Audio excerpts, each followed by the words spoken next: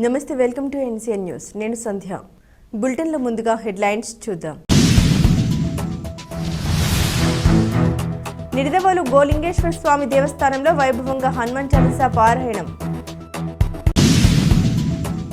తూర్పుగోదావరి జిల్లా నిడదవోలు పట్టణంలోని గోలింగేశ్వర స్వామివారి ఆలయ ప్రాంగణంలోని గీతా మందిరం నందు శ్రీ రామదూత హనుమాన్ చాలీసా పారాయణ భక్త బృందం నిడదవోలు వారి ఆధ్వర్యంలో అభయాంజనేయ స్వామివారికి 108 సార్లు హనుమాన్ చాలీసా పారాయణం చేశారు. ఈ కార్యక్రమానికి ముఖ్య అతిథిగా దెందులూరు సీతారామ శర్మ హాజరై హనుమద్ వైభవం గురించి ప్రవచనాన్ని వివరించారు.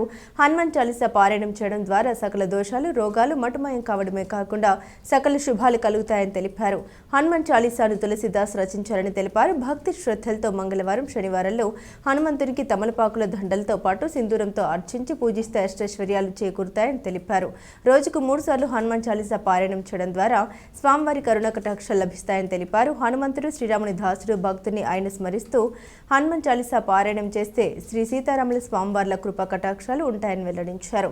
ఈ కార్యక్రమంలో రామదూత హనుమాన్ చాలీసా పారాయణ భక్త బృందం సంకల్పకర్త గమిణి వెంకటరత్నం, గౌరవ అధ్యక్షులు తమ్మిర అనంతకృష్ణ, సురేష్ శాస్త్రి, బృందం సభ్యులు వలివేటి సుబ్బారావు, మాజటి నరసింహమూర్తి, చక్కా భాస్కరరావు, గుడ్ల గోవింద్, ఆకుల సత్యనారాయణ మరియు పేరూరి నాగు, వార్డు కౌన్సిలర్ చిలకల శారదాదేవి, మల్లికార్జున్ దంపతులు, నిడమర్తి భాస్కరరావు, గమని నాగేశ్వరరావు, గోలింగేశ్వర స్వామి అర్చకులు, శ్రీకాకుళపు వెంకటేశ్వరరావు శాస్త్రి తదితరులు పాల్గొన్నారు.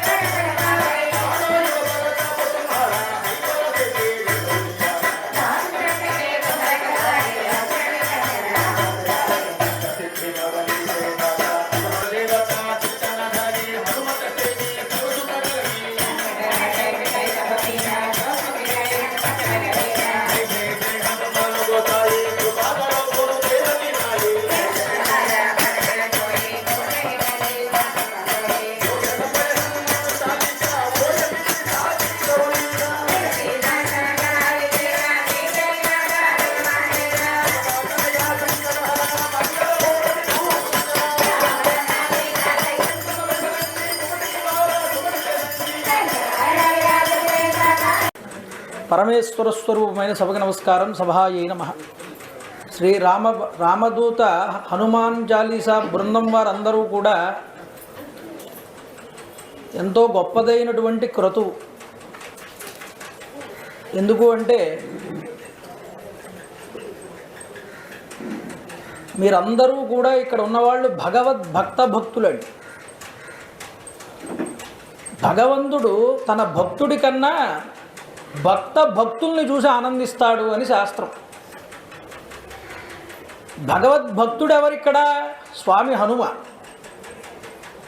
శ్రవణం కీర్తనం విష్ణోహో స్మరణం పాదసేవనం అర్చనం వందనం దాస్యం శక్యం ఆత్మనివేదనం అనేటటువంటి భక్తిలో దాస్య భక్తి స్వామి హనుమది. అందుకనే తాను దూతగా వ్యవహరించాడు రామాయణంలో. రామాయణ మహామాలారత్నం వందే అనిలాత్మజం స్వామివారిని మనం ప్రార్థన చేస్తూ రామాయణానికి అంతటికీ కూడా పతాకం వంటి వాట స్వామి. హారానికి ఒక పతాకం ఎంత విలువైనదో స్వామి రామాయణానికి అంతటి విలువ అని. అందుకనే మీరు రామదూత హనుమాన్ అని పెట్టుకున్నారుగా. దూతగా స్వామి సేవలో నిమగ్నమై సేవతో తరించినటువంటి వాళ్ళల్లో ప్రప్రథముడు ఎవరు అంటే స్వామి హనుమే. ఒక్కొక్కరికి భగవంతుడి గురించి వింటే చాలా ఇష్టం కలుగుతుంది, ఒకళ్ళకి కీర్తన చేస్తే ఇష్టం కలుగుతుంది. ఇవన్నీ భక్తులే. అలాంటి భక్తులలో దాస్య భక్తి కలిగి దాసాంజనేయుడు అని పిలిపించుకున్నాడు ఆయన. రామదాస అంటే మొట్టమొదట స్వామి హనుమే. ఆయన కన్నా గొప్ప రామదాసుడు మొట్టమొదట. తర్వాత వచ్చారు చాలామంది. మొట్టమొదట వాడు ఎవరు? స్వామి హనుమేనండి.